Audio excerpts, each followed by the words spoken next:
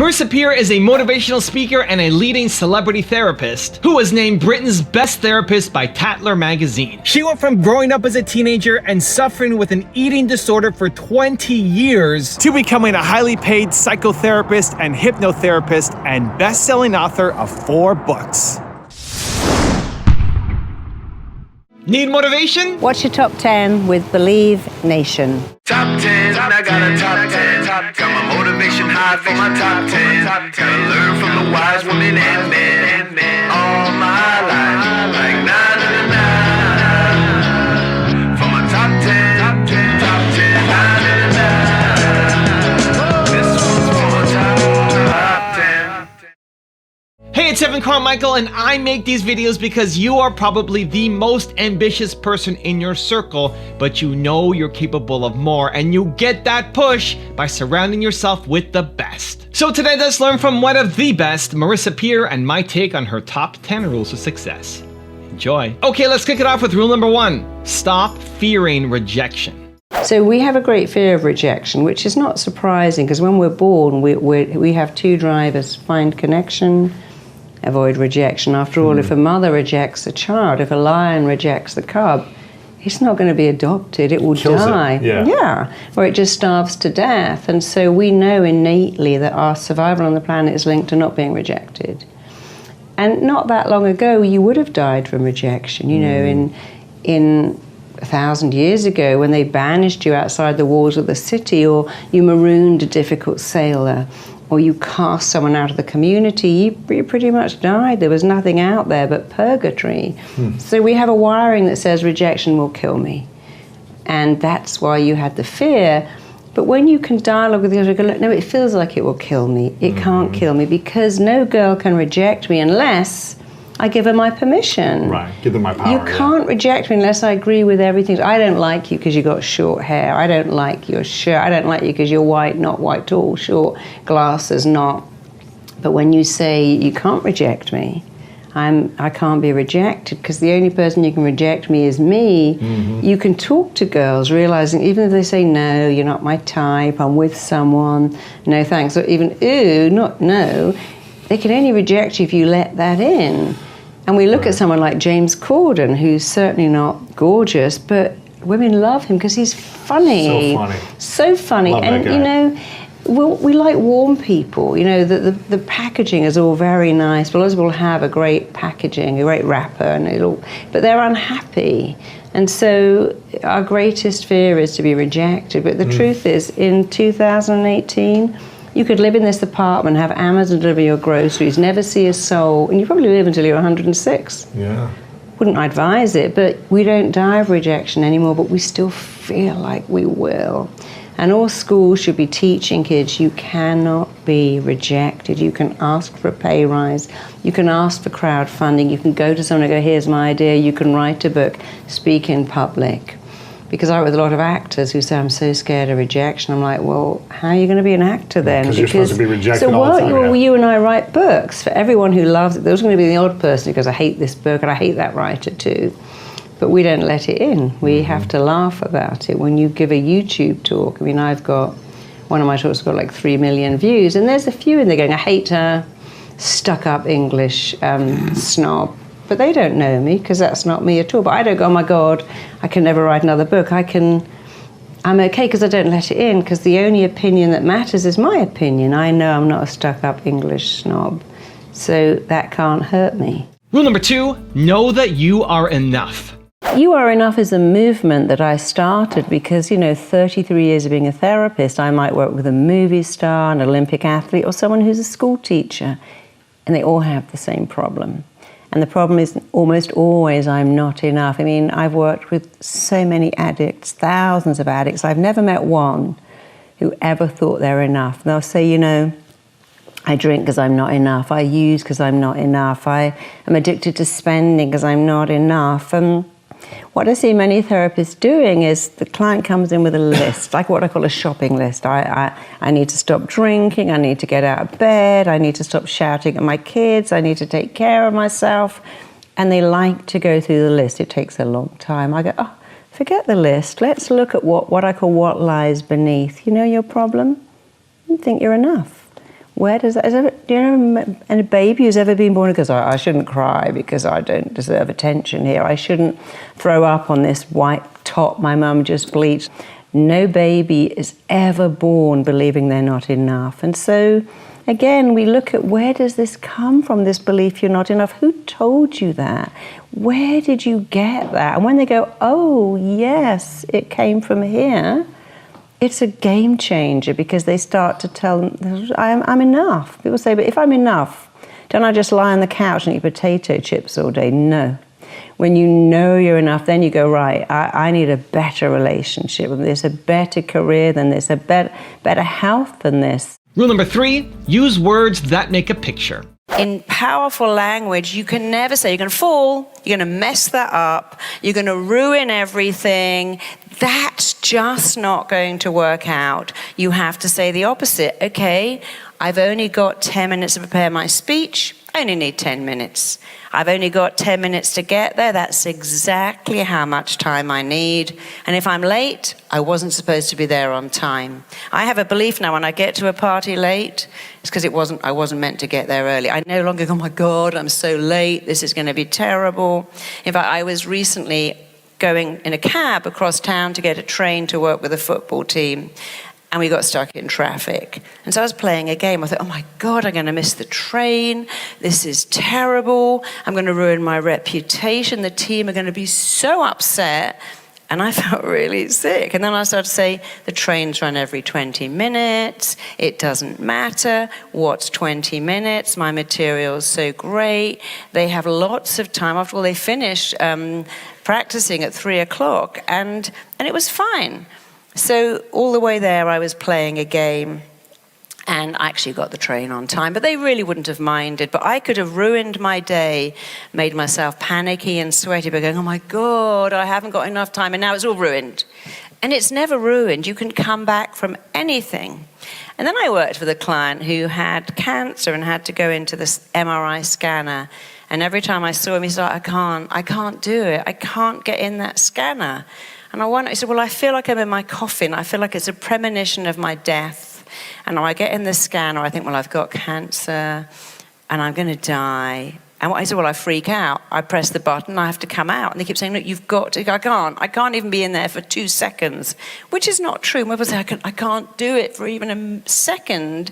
He probably was in there for a few minutes. I said, look, the words you say to yourself in that scanner, this is a premonition of my death.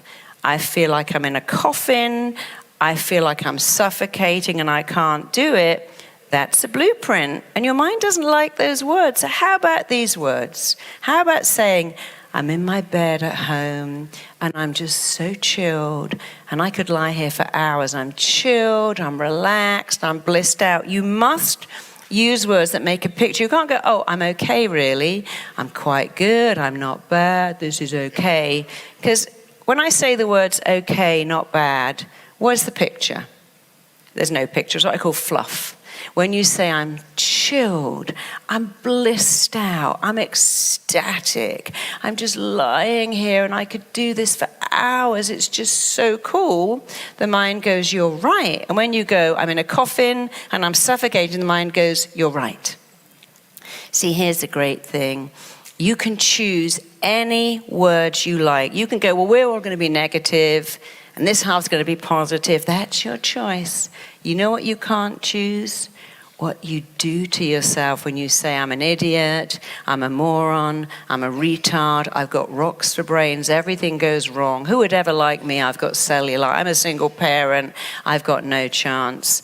Blah, blah, blah. I didn't go to college, so I couldn't possibly do what you do. I got kicked out of college, by the way, so you can definitely do what I do. And it was the best thing that ever happened to me. I can look at my life and say being fired, being dumped, and being kicked out of college, thank you, God, for putting that up to me because it changed my life. It was the best thing. Rejection has been one of the best things that ever happened to me. Being the least favorite kid, if I could have my life again, I'd go back and be the least favorite kid because I thought I'm going to show my parents that I'm something. And if I was the favorite, I wouldn't have done that. I would have had a totally different life. Rule number 4, do unfamiliar things. If praise is unfamiliar but criticism is familiar, and you say to someone like Robin Williams, "Oh my God, that last show was funny," he goes, "Didn't you notice? I've left out the best. I fluffed a word. It wasn't as good as the one before." So if you're not used to praise, you'll reject it. And if you're used to criticism, you'll add it in. Because we do what's familiar. So if we say to someone, "I love your book," they go, "Oh, actually, it's not that good. The other one is much. I love your top. Oh, I got it in a car boot sale. It's 5 years. I've got a hole in it." So if we haven't got praise, we actually reject it. And you just have to say to yourself, "I'm going to make this familiar. I'm going to praise myself every day." It might feel weird, but I'll keep doing it. It's a bit like running. You know, running isn't familiar, especially around Beverly Hills. But if you put your shoes on and go for a run on concrete, eventually it becomes familiar, and then you like it. I mean, sticking a lens in your eye, that's the weirdest thing. Very unfamiliar. The first few times, like, "Oh my God, I'm carrying out my eye like that." And then after a while, you can do it almost without thinking, because you get used to it. You can make anything familiar or unfamiliar. Also, if you want to have more self-love and learn from other women entrepreneurs, check out my 254 series, where every day for the next 254 days, I'll send you an amazing video to your inbox for free to move your confidence forward. The links to join are in the description below. Successful people do what they hate to get to where they want to be. Doesn't matter how talented you are, if you don't have self-belief, you're not going to get anywhere. Rule number 5, give your mind instructions. Your beliefs affect your biology. Your beliefs certainly affect your biochemistry. I've had women of 58 say, "Could you make me pregnant?" I go, "I know. It's too late. Why did you wait 30 years? But the mind will follow your instructions, and it's very important to give yourself the right instructions. Of course, there are limits. You can't tell yourself you're going to be an astronaut. And when people say to me, "I want to be a millionaire," I'm like, "What are you going to do to be a millionaire?" You can't go back. I'm going to sit at home, and that's the problem with The Secret. Attract millions to you. What are you going to do for these millions? I want to have a six-pack. You do need to go to the gym. I want to have great health. Well, stop eating pizza and eat better food. But once you get the mind to want it, it's actually easy. But when people say to me, "I want to be a millionaire," then we tell them, well, any goal of significance requires you to learn something new. But then they have a fear of learning. And of course, you're right. Then when people come in and go, "I want this," you have to look at the blocks. The number one block is the fear of rejection. If I make it, I might get rejected. If I find love, they might leave. If I make all that money, people won't like me anymore. So you've got to smash out of the ballpark the fear of rejection. You've got to smash out the second belief that says it's all easy. I remember Luther Vandross saying, "You know, people say I'm an overnight success. I sang jingles for KFC for 12 years. It was a long overnight." So you do have to also have that desire. I mean, for me, you know, I speak in public, I write books, always aware that somebody's going to go, "I hate your book. I don't like it." I'm like, "Oh, that's okay." They can't reject me. They might reject my book. Most people happen to love them. But to get anywhere in life, you have to get over the fear of rejection. Because people think they're going to die from rejection, but they really don't. Rule number 6, choose how to speak to yourself. Every day you get to choose how to speak to yourself. But you know what you don't get to choose? What you do to your body when you say, "I'm an idiot. I knew I'd mess that up. I knew that relationship wouldn't work. I've been waiting for it to go wrong. In fact, the day we got married, I stuck stickers on all my stuff so that when we got divorced, there'd be no confusion. I was already planning the miscarriage. I didn't buy anything for my baby." I mean, who does that? Lots of people, apparently. They're all my clients, and they plan for stuff to go wrong.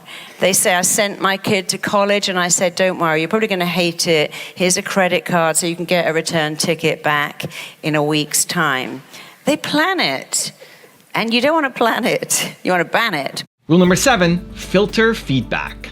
If someone just comes in and goes, "I hate that shirt," or that colour is so not you, or "You should never have cut your hair," or "Whoa, you've got a bit heavy," you just go, "Thanks for sharing that." Just a really simple thing which says, "Thank you for sharing your opinion, which I can choose to not let in." You don't have to do anything else. Right. When the minute you go, "Well, your shirt's pretty awful," or "Look at your hair," or "Calling me heavy," you look anorexic, you've let it in. and now you're trying to retaliate. And it's like a game of tennis. If you put down your racket and walk off the court, you can't volley. So the first thing to say is, thanks for sharing that. Yeah. And it's very good for the little barbs we get from people, family, friends, sisters, cousins, exes. Right. If someone is really mean and says, you know, I listened to your talk on YouTube, oh my God, you stank up the place, I was embarrassed for you, then you go back and you say, I missed that. Could you repeat that for me, slowly? They will usually not bother because they know that in you asking them to repeat it slowly, you're going to call them out on it. And they usually go, oh, me and my big mouth, I'm just having a bad, I didn't actually really watch it anyway, just ignore me. And if they do, you must not go after them and go, no, I want you to repeat it right now, say it to my face.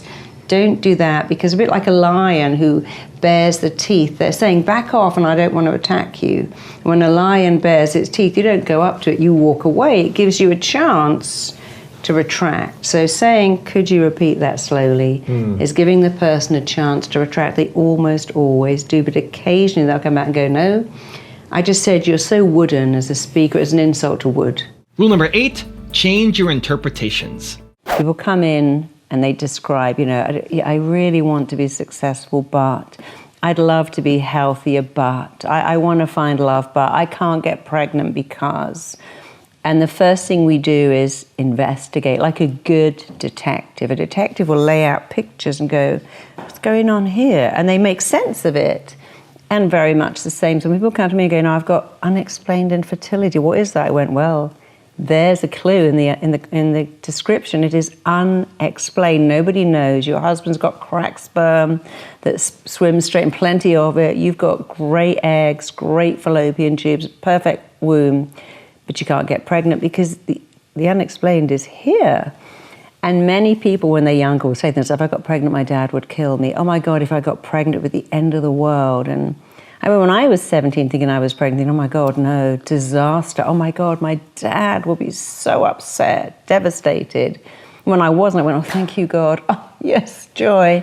But you see, the mind listens to everything you say. The mind is always switched on and it records everything. And it never forgets. So in a moment of absolute terror or fear or pain or anxiety, there's something called an imprint. It goes in. So a child whose mother says, that cat will scratch you and give you blood poisoning, or that dog's going to bite you, or that's a dangerous person, or, you know, I worked with a little kid who had a terrible fear of monsters under the bed. Turned out his dad used to always say, you'll get run over if you do that. You'll kill yourself if you do that. You'll drown if you do that.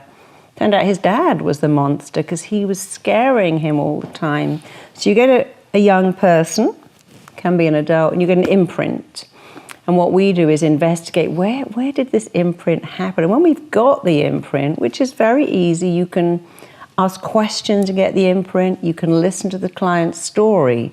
The one who said, my mum used to cry when I brought up food and was so happy when I ate.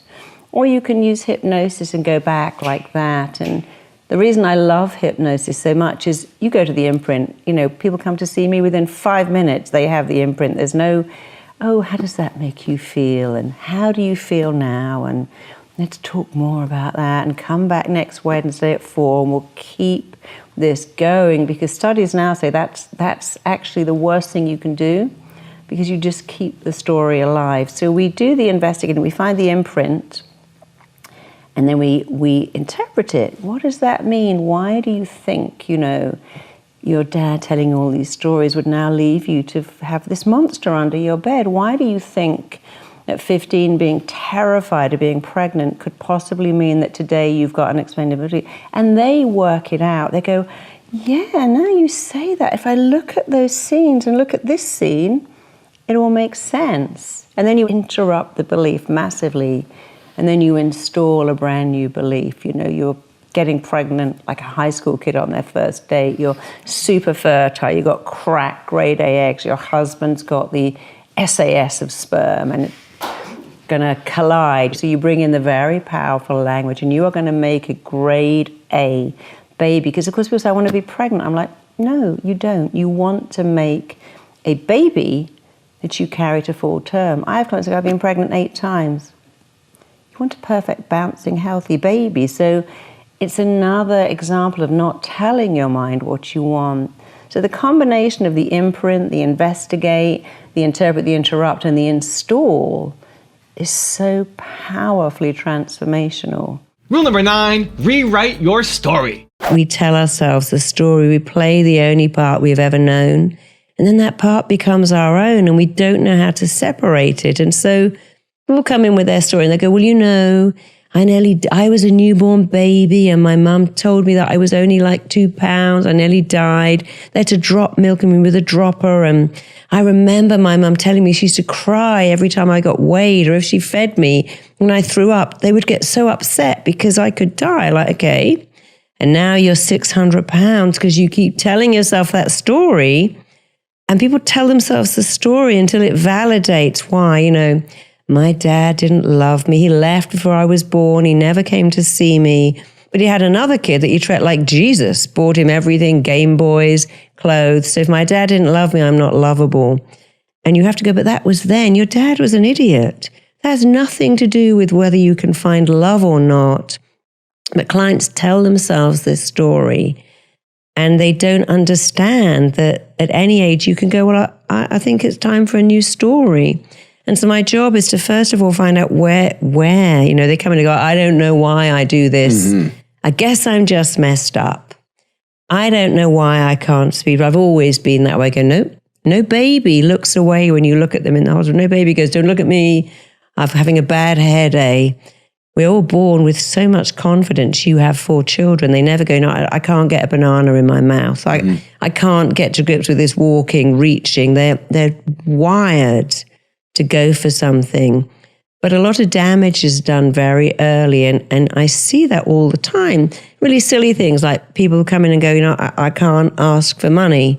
And then our TT has what I call interruptions, where after they've gone back, they have to then say, but that's not me because, and that can't be me because, and that won't be me ever again. And what that does is it starts to change the neurons. It's actually called neuroplasticity. It starts to change the way the brain is wired. They stop thinking the way they thought as a child and put into place different beliefs, and then they're forever changed. And it's amazing to see it in action. And rule number 10, the last one before a very special bonus clip, is expect amazing things. So here's my advice to you. Expect amazing things then. If what is expected tends to be realized, expect the best. Expect love and success and an amazing life, because you know what? It will probably be realized really fast if you expect it. Now, I've got a really special bonus clip that I think you're going to enjoy, but before that, if you're still here watching, I want to celebrate you. If you commit to taking action after watching this video, we don't just watch videos, we do something about it. Give me a hashtag believe down in the comments as well. People have this confusing belief that fame damages people. So they look at fame and think, oh, well, they're damaged by fame. But actually, it's entirely the opposite. Damaged people are drawn to fame. I don't feel enough. But if I become famous, you'll love me because I'm beautiful or talented or gifted. I've got a voice or I've got something. And then when they get there, they go, oh, but you know, I'm still feel inadequate. And now, before I had a dream, I'll go over there and become a movie star and you'll all love me. And you can look at someone like Heath Ledger who did that. But then they still have the same belief system. They've taken it with them. They're carrying this belief around with them. And they keep treating the symptom, but not the belief. And so that's why they destroy it all, because they don't know where to go with that belief.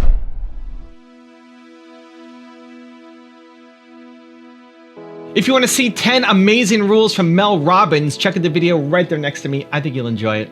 Continue to believe, and I'll see you there. The reason why you can't change is because your thinking is stopping you.